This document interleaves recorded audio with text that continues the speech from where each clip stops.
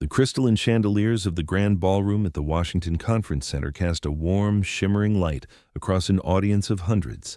But inside the sprawling hall, the atmosphere had suddenly fallen completely soundless.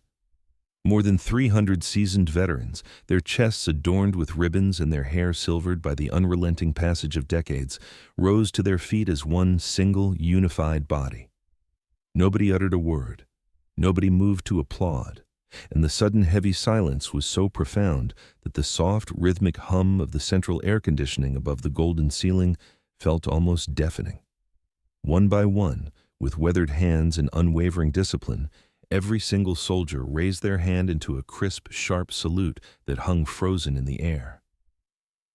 Julian Vance stood transfixed in the elevated VIP gallery near the main stage, his face draining of all color as his hand trembled violently against the polished oak railing, dropping his champagne glass onto the carpet below without even noticing the soft thud. He stared at the center of the room where his 68-year-old father, Arthur Vance, stood dressed in a simple, slightly faded charcoal suit that looked completely out of place amid the sea of pristine uniforms and tailored tuxedos. A four-star general, adorned with every prestigious decoration the armed forces could bestow, walked briskly across the carpeted aisle toward the old man, stopping exactly 3 feet away before straightening his posture like a cadet and delivering a rigid salute before softly saying, "Welcome home, Commander." Julian gasped for air as his throat seized up, his mouth opening in complete bewilderment as he whispered to himself in utter disbelief, "Dad, who on earth are you?" 3 weeks prior to that unforgettable evening, life in the quiet, fog-shrouded town of Oakridge, Oregon, had moved at its usual gentle pace. Arthur Vance was known to most of his neighbors simply as the soft-spoken mechanic who owned a modest repair shop on the edge of town, a man who spent his mornings fixing lawnmowers, sharpening chainsaw blades, and repairing vintage pickup trucks for local farmers who often didn't have enough money to pay him. Arthur never pressed them for payment, usually accepting a basket of fresh apples or a warm loaf of homemade bread with a gentle nod and a quiet smile, because he genuinely preferred the peaceful simplicity of small-town life. It was precisely the kind of quiet, humble existence his late wife Eleanor had envisioned for them before she lost her long and courageous battle with cancer 5 years earlier. Losing Eleanor had shattered Arthur in ways that no battlefield ever could, leaving behind a quiet ache in his chest that never truly went away. Every morning began identically for Arthur.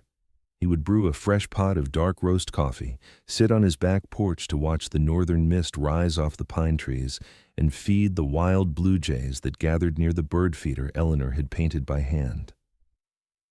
While many people assumed that retired military men spent their golden years boasting about past victories or sharing grand war stories over drinks at the local diner, Arthur never uttered a single word about his military past. The physical remnants of his 30 years in the armed services were locked away out of sight inside a heavy cedar chest tucked into the darkest corner of his bedroom closet, a chest filled with folded dress uniforms, tarnished medals, official commendations, faded geographical maps, and yellowed letters that he hadn't dared to touch in over 2 decades. He preferred to keep that door firmly shut, believing that true service was meant to be carried in the heart rather than displayed on a wall. Unfortunately, his 39-year-old son Julian felt very differently about life and success. Julian was a high-powered financial consultant based in the bustling metropolis of Seattle, extremely proud of his lavish lifestyle, his luxury European sports car, his sprawling modern estate, and his exclusive country club membership. Julian measured the value of every human being strictly by their net worth, their public status, and the prestige printed on their business cards. While Arthur was quietly proud of his son's financial stability, he often found himself deeply saddened by Julian's arrogant demeanor and his complete lack of humility. That quiet Wednesday afternoon, while Arthur was wiping grease off his hands with a red shop rag in his garage, his mobile phone vibrated on the workbench. It was a brief text message from Julian that read, "Dinner at our place this Saturday at 7. Bring something presentable to wear." There was no greeting, no politely phrased invitation, and no check-in on how his aging father was feeling, yet Arthur simply typed back a gentle response, "I will be there, son." Moments later, a second message buzzed on the screen with an additional warning from Julian. "And please, Try not to talk about those old military days or your local repair shop. Nobody in my social circle relates to any of that stuff." Arthur stood motionless in the cool afternoon light of his workshop, gazing down at the glowing screen for several long seconds before quietly slipping the phone back into his shirt pocket, remembering a soft piece of advice Eleanor used to offer whenever Julian behaved coldly.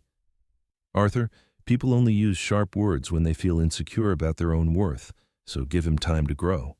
Saturday evening arrived with a light drizzle falling over the manicured lawns of Julian's gated community in Seattle, where every house looked like a multi-million-dollar architectural showcase with tall stone pillars and pristine landscaping. Arthur parked his 12-year-old pickup truck carefully between two pristine luxury SUVs, feeling the engine rattle softly to a stop before he smoothed down his collar and walked up the paved entryway. 10-year-old Oliver answered the door before anyone else could reach it, yelling out, "Grandpa!" with unbridled joy as he wrapped his small arms tightly around Arthur's waist in a massive hug that instantly made the long 2-hour drive through the rain completely worthwhile. Arthur smiled warmly, resting a large, calloused hand on his grandson's shoulder, asking softly, "How are those baseball cards coming along, pal?" But before Oliver could answer, Julian stepped into the foyer wearing a crisp designer shirt, holding a glass of expensive red wine, offering a polite but distant handshake that felt more like a formal corporate greeting than a reunion between father and son. As Arthur stepped deeper into the bustling living room, he found himself surrounded by Julian's affluent friends, wealthy real estate investors, and prominent business partners, all engaged in loud conversations about stock portfolios, international vacations, and high-yielding investments.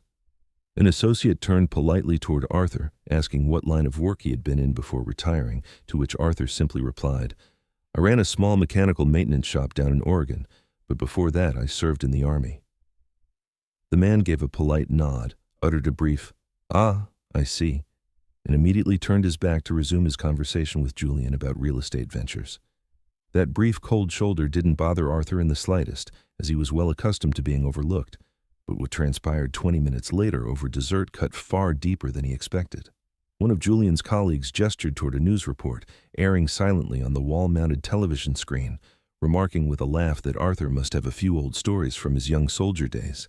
But before Arthur could even respond, Julian let out a dismissive chuckle and interjected loudly in front of the entire room. "Oh, trust me, my dad always makes it sound like he was part of some grand historical adventure.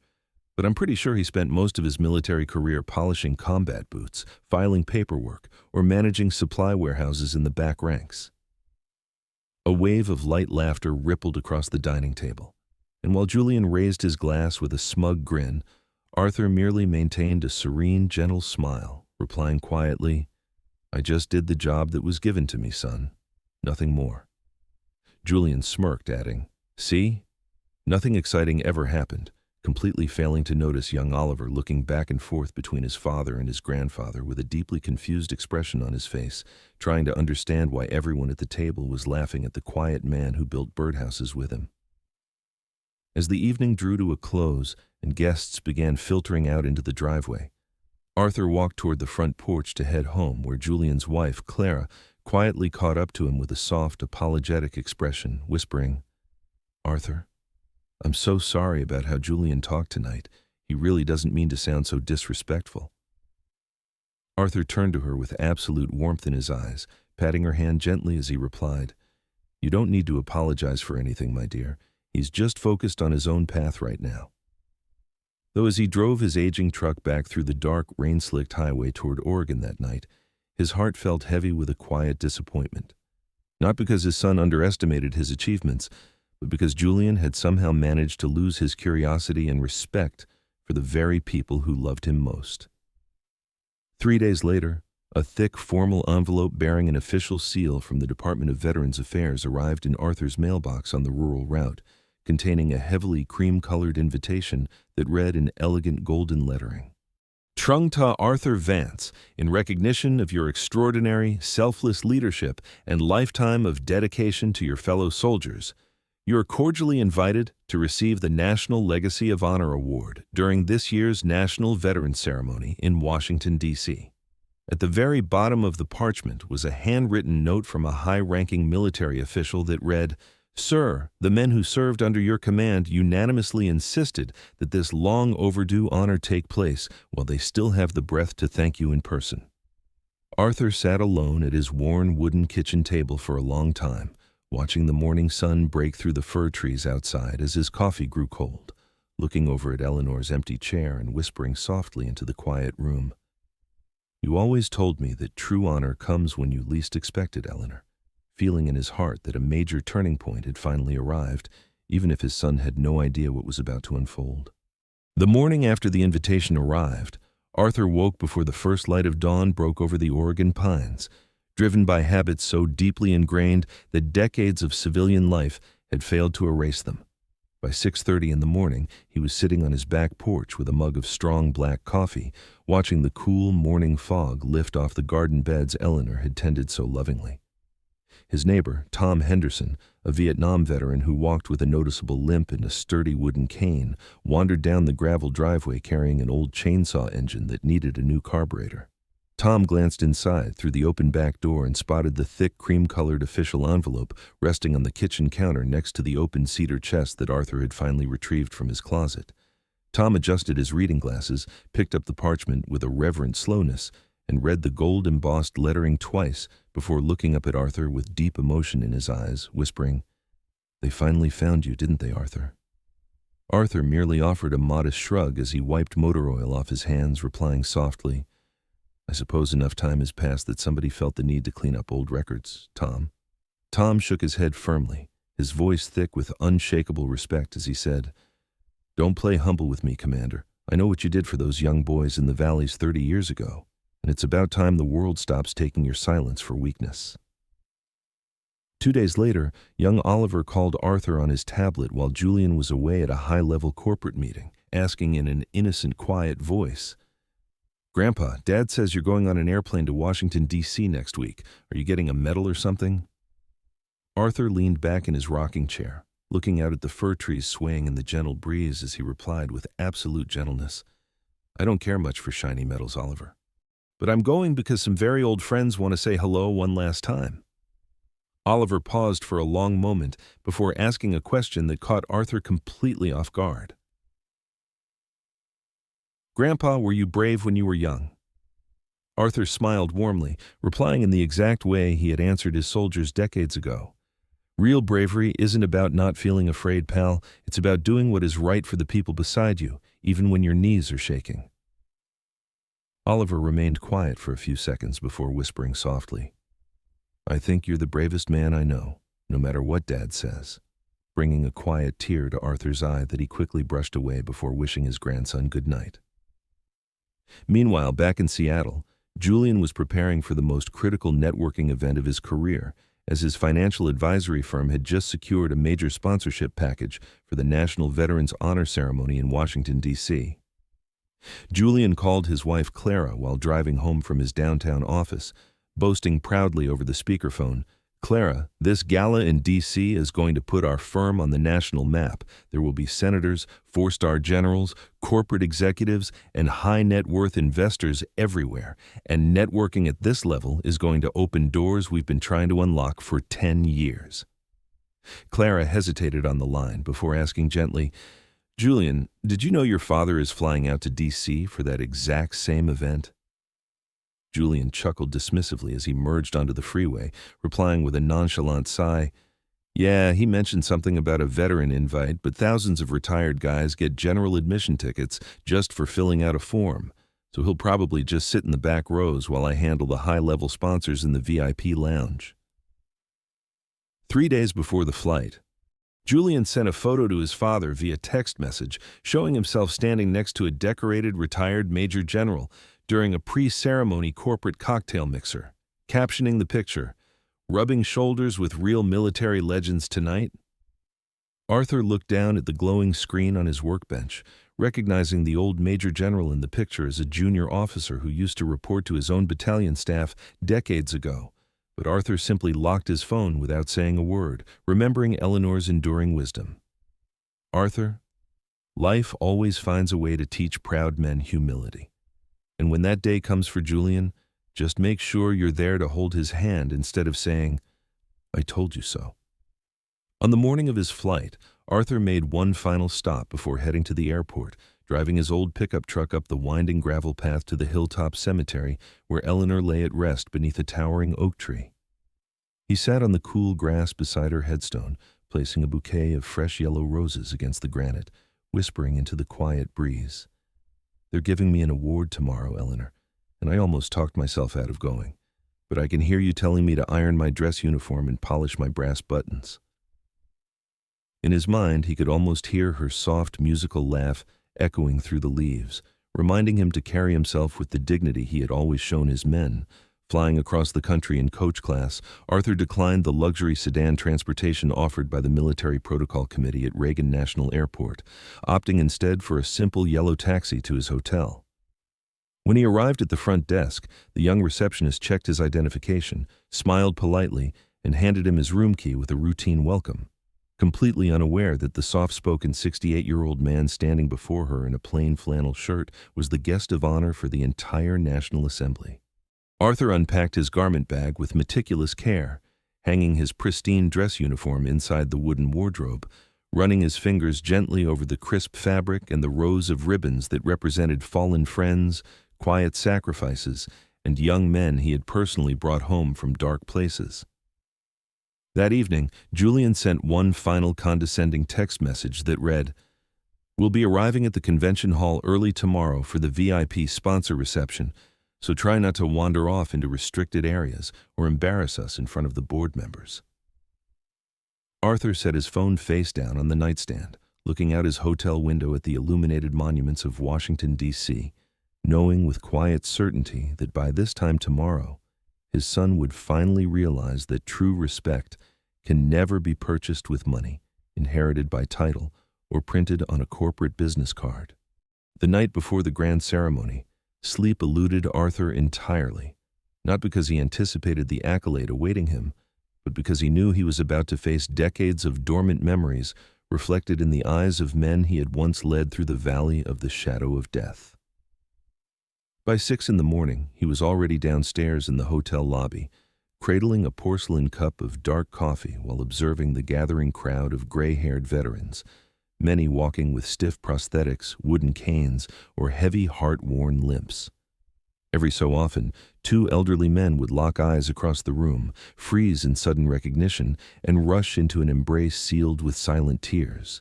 No grand speeches or dramatic gestures needed, just two old survivors silently thanking God that the other had lived long enough to grow old.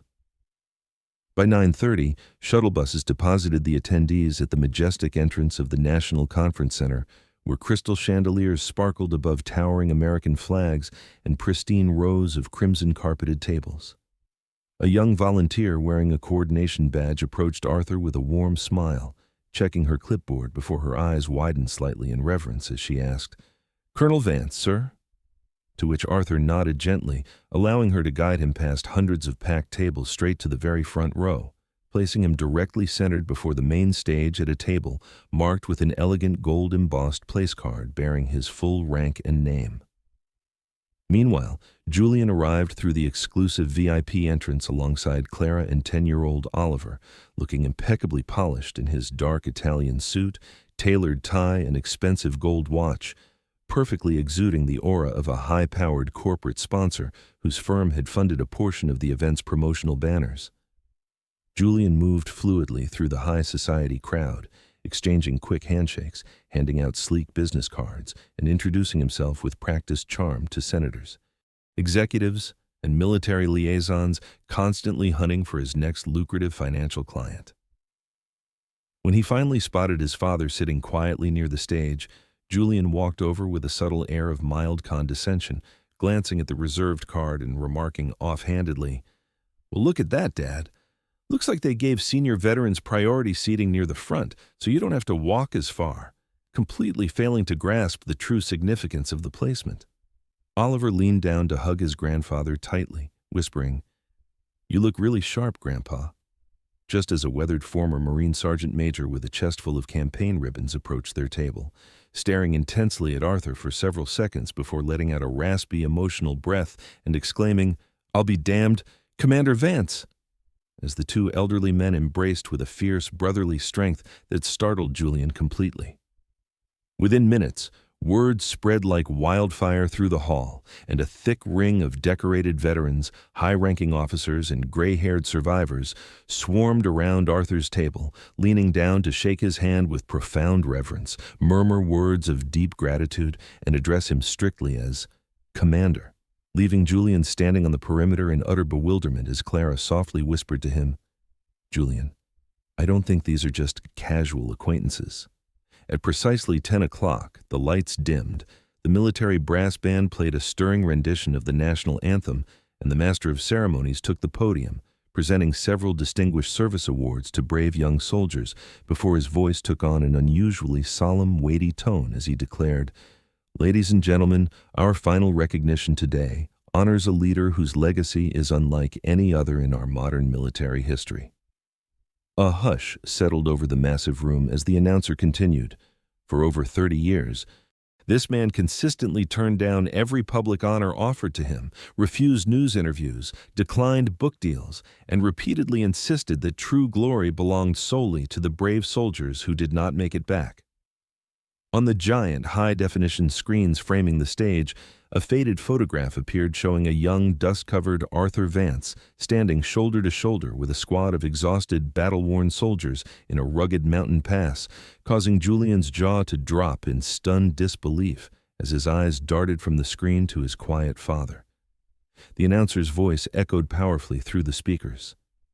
Many of the men whose lives he saved personally petitioned the Department of Defense to ensure this long-overdue honor happened today, and this time, they refused to take no for an answer.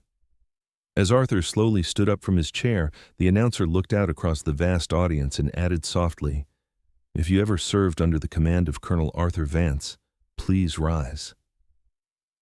In an instant that sent a chill through every soul in the building, one chair scraped back, then 10, then 50, until more than 300 veterans across the entire ballroom, generals, colonels, sergeants, medics, mechanics, men on crutches, men in wheelchairs, and men wiping away fierce tears, stood upright as one unbroken wall of honor. The entire hall fell into a profound, breathless silence as every single one of those 300 men raised their hands in a rigid, flawless salute aimed directly at Arthur Vance, holding the posture in absolute stillness. Julian stood frozen in the VIP section, his face completely drained of color, his knees trembling as he looked around at four-star leaders and decorated war heroes, all paying homage to the humble mechanic he had ridiculed just weeks before. A legendary four-star general, Richard Hayes, stepped down from the main dais, walked past senators and television cameras, stopped 3 feet in front of Arthur, brought his hand to his brow in a crisp salute, and said in a voice heavy with raw emotion, "Welcome home, Commander. Thank you for taking the blame for my mistake 30 years ago and giving me the chance to serve this country." As General Hayes broke protocol to pull Arthur into a deep embrace, tears streamed down the faces of hardened veterans throughout the crowd, and Julian, overwhelmed by an agonizing wave of shock, guilt, and sudden realization, stumbled forward toward his father, asking in a trembling whisper that barely carried over the silence, "Dad, who on earth are you?" Arthur turned to his weeping son, placed a gentle, calloused hand on Julian's shoulder, and replied with absolute warmth, "I'm still just your dad, Julian. But I think it's finally time I tell you the rest of the story." During the scheduled intermission that followed the emotional ceremony, news reporters, television crews, and photojournalists swarmed toward the front row, thrusting microphones and flashing cameras toward Arthur. One national news producer excitedly called out, "Colonel Vance, you've avoided the media for over 3 decades. What does this extraordinary moment mean to you?" Arthur offered a polite, humble smile, gently shielding his eyes from the flashing lights as he replied calmly, "This award doesn't belong to me. It belongs to the brave men standing behind me and the ones who never made it back to their families. I'm just grateful to share a quiet cup of coffee with my old friends today." General Hayes chuckled softly beside him, clapping Arthur on the shoulder while telling the reporters, "Don't bother trying to get him to boast. He's had 30 years of practice staying humble."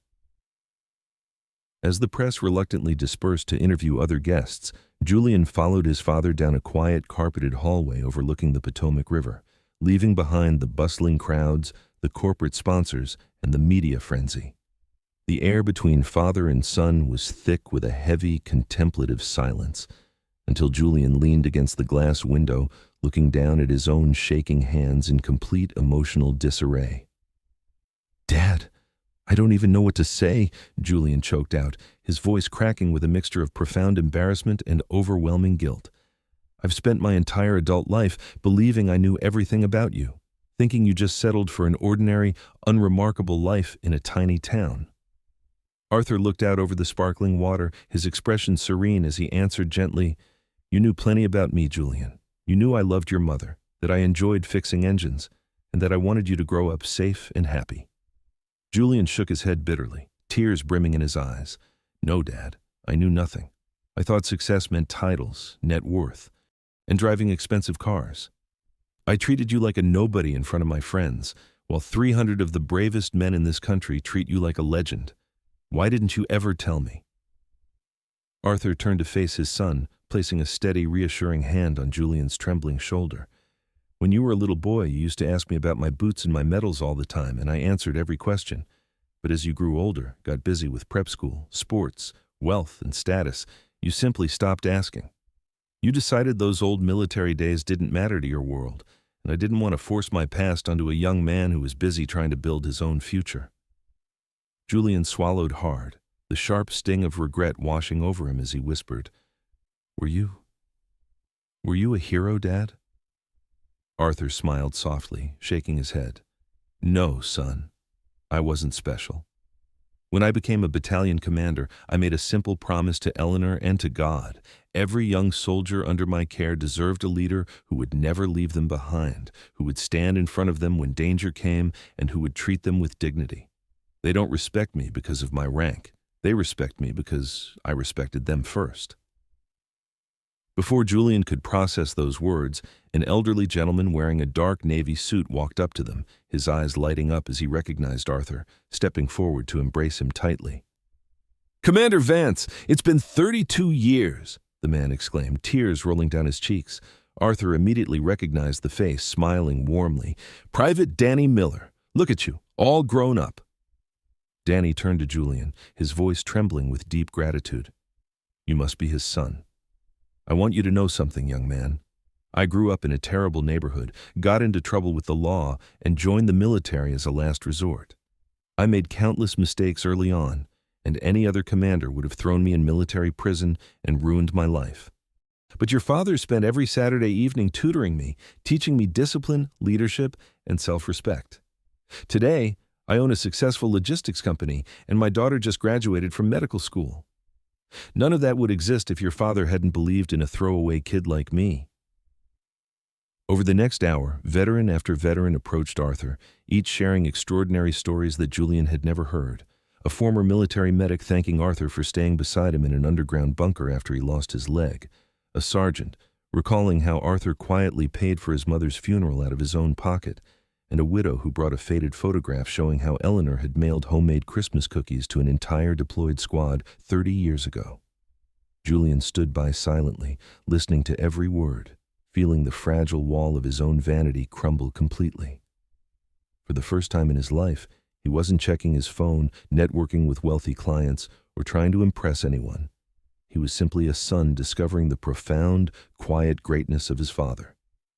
"I spent my whole life chasing admiration from strangers," Julian whispered, his eyes overflowing with tears as he looked at Arthur.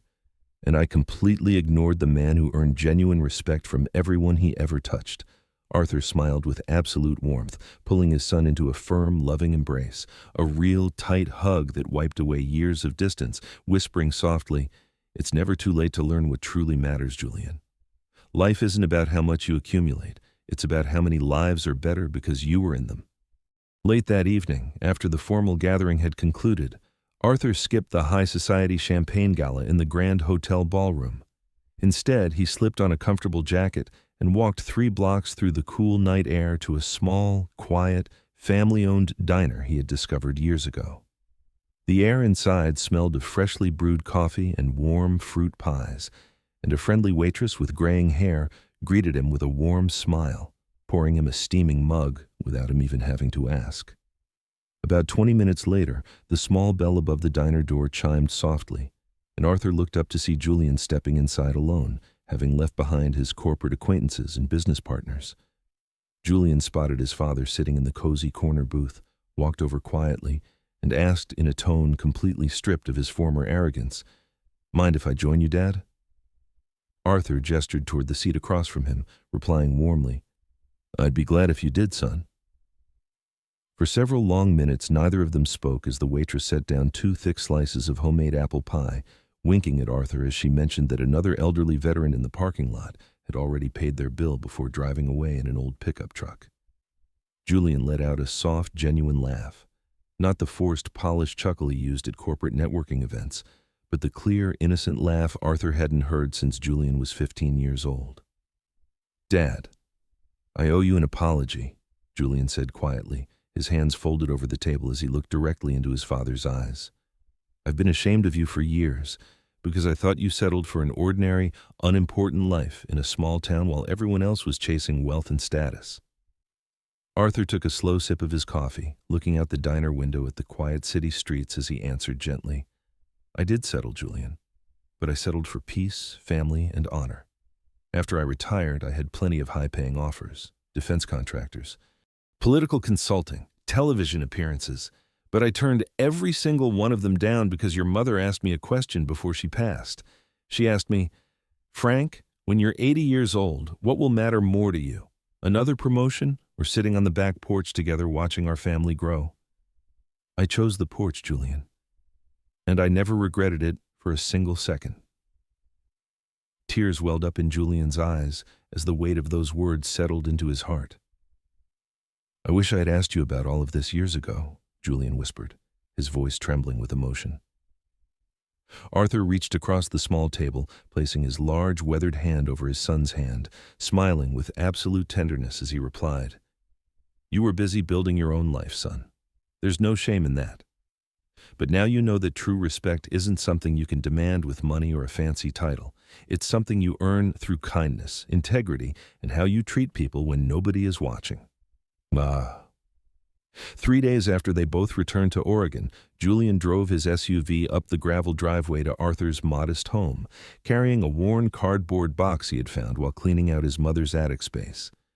They sat together at the wooden kitchen table, unfolding old family photo albums, Christmas cards, and handwritten notes. Deep inside the box, Julian found a yellowed envelope written in Eleanor's elegant handwriting just 2 weeks before she passed away. With a shaky breath, Julian read the words aloud to his father. "Arthur, if you're reading this someday, I hope Julian has grown into the man I always knew he could be.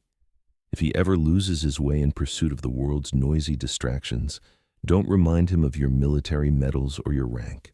Remind him of your kindness, your patience, and your quiet strength. That is what made me fall in love with you. And that is what will bring our boy home." Julian wiped away his tears, looked at his father with deep humility, and pulled him into a tight, emotional embrace, the kind of genuine hug that bridges decades of misunderstanding in a single moment. "I'm sorry, Dad," Julian choked out. Arthur closed his eyes, holding his son tightly as he replied, "There's nothing to forgive, Julian. You're home now, and that's the only victory that ever truly mattered to me." By the time summer arrived in Oakridge, life settled into a peaceful, joyful rhythm. Every weekend, Julian, Clara, and 10-year-old Oliver drove down to Arthur's house to spend the entire day together, gardening, repairing old machinery in the workshop, and fishing by the calm waters of the local creek. Sitting on the riverbank under the shade of tall pine trees, watching Oliver learn how to cast his fishing line, while Julian stood beside him with a proud, patient smile, Arthur knew in his heart that his life's mission was finally complete. True honor wasn't found in a grand ballroom filled with 300 salutes. It was found right here in the quiet, enduring love of a family that had finally learned to see with open hearts. As summer reached its peak in Oakridge, the morning air carried the sweet scent of wild pine and damp earth, painting the valley in rich shades of gold and green.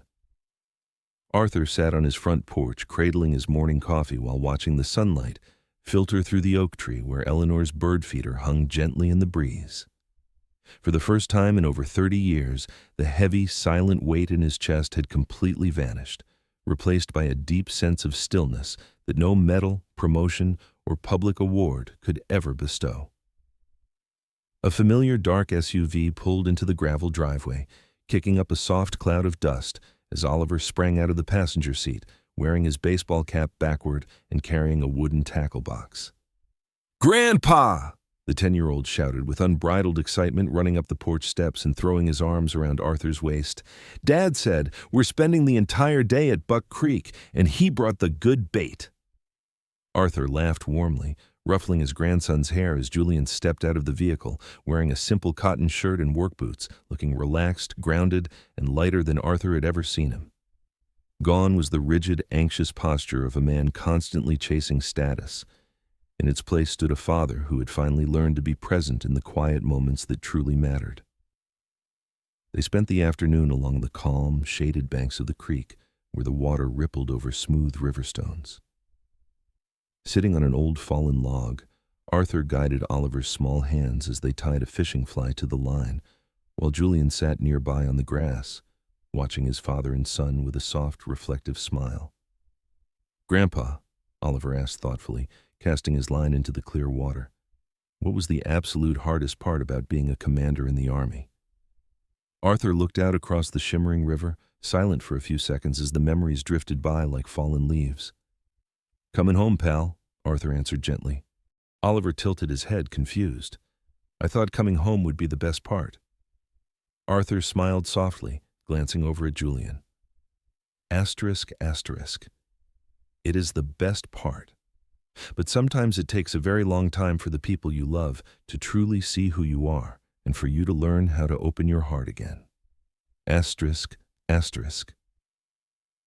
Julian leaned forward, his voice filled with quiet sincerity as he looked at his son. "Your grandfather taught me something important, Oliver. He taught me that asterisk, asterisk, real heroes don't need to shout to be heard, and they don't need fancy titles to earn respect. The strongest people are the ones who quietly protect others and bring people home." Asterisk, asterisk. Oliver grinned proudly, turning back to his line. "I know, Dad.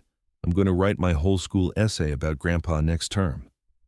A few weeks later, the local town of Oakridge held its annual Memorial Day gathering in the small public square. There were no national television cameras, no four-star generals, and no grand speeches from politicians, just folding lawn chairs on the grass, a local high school choir singing hymns, and families holding tiny paper flags. The mayor invited Arthur up to the wooden bandstand to say a few words to his neighbors. Arthur hesitated at first, but as he looked down at the front row and saw Julian, Clara, and Oliver looking up at him with genuine pride, he slowly stepped up to the microphone. He looked out over the familiar faces of his community, farmers whose tractors he had fixed, widows whose driveways he had shoveled in winter, and young men he had taught how to repair engines. "I've received a lot of unexpected attention recently," Arthur said, his steady voice carrying clearly through the warm summer air. "But I want to share a simple truth with all of you. Asterisk, asterisk. The medals sitting in a box in my closet aren't the greatest achievement of my life. My greatest victory was getting another chance to know my family. Asterisk, asterisk." The crowd fell completely silent as Arthur continued. His eyes locked onto Julian's. "When we are young, we spend so much time trying to prove ourselves to the world, chasing bigger houses, nicer cars, and grand titles. But when you get to my age, you realize that people won't remember what you owned. They will only remember how you treated them, whether you kept your promises, and whether you showed up when they needed you most. Asterisk. Asterisk. Respect can never be demanded or bought. It can only be earned through quiet kindness. Asterisk, asterisk. The applause that followed was soft, warm, and deeply heartfelt, echoing through the small town square like a gentle blessing. That evening, after the town gathering had ended and the sun set behind the Oregon mountains, Arthur stood alone on his back porch, watching the stars light up the crystal-clear night sky, the very same sky he had looked up at from distant battlefields, mountain outposts, and overseas camps so many years ago. His phone vibrated softly in his pocket. It was a text message from Julian, who had just pulled into his own driveway in Seattle. The message didn't contain any business updates, financial reports, or boastful news. It simply read, Asterisk, I love you, Dad. Thank you for never giving up on me. Asterisk. Arthur smiled, a warmth filling his soul as he slowly typed back 2 words he had waited nearly 40 years to send. Asterisk. Love you too, son. Asterisk. Standing in the quiet stillness of the Oregon night, with the gentle rustle of the oak leaves whispering in the breeze, Arthur Vance closed his eyes and breathed in the cool night air. Asterisk, asterisk. The war was finally over, the long journey was complete, and the commander had lastly, truly, come home. Asterisk, asterisk.